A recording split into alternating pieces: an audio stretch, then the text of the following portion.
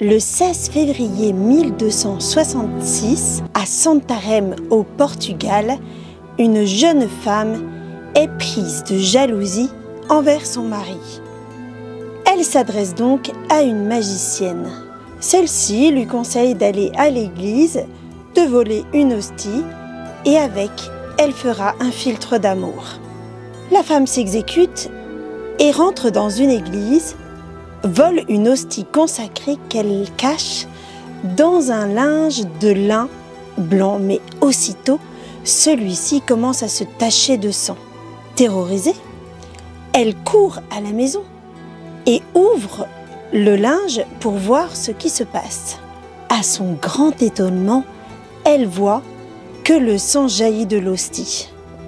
Se sentant toute confuse, la femme referme le linge avec l'hostie et le cache dans un tiroir de la chambre à coucher. Pendant la nuit, des rayons émanent du tiroir et éclairent la chambre à coucher comme en plein jour.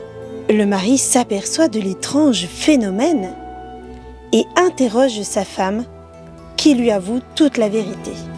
Le jour suivant, les époux se rendent auprès du curé pour lui raconter les faits. Le prêtre se rend donc chez eux pour prendre l'hostie et l'emmener en procession solennelle dans l'église Saint-Étienne. Il est suivi de nombreux religieux et laïcs. L'hostie saigna encore pendant 3 jours.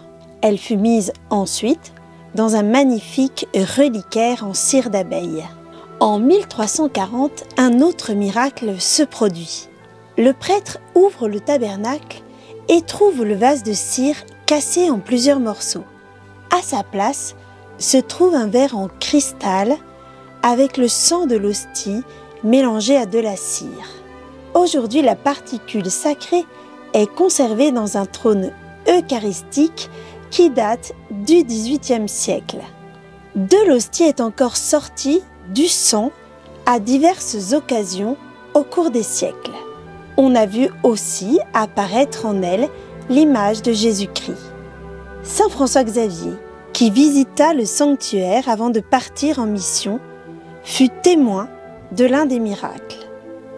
Depuis que le miracle advint, chaque année, la précieuse relique est portée en procession de la maison des époux jusqu'à l'église Saint-Étienne.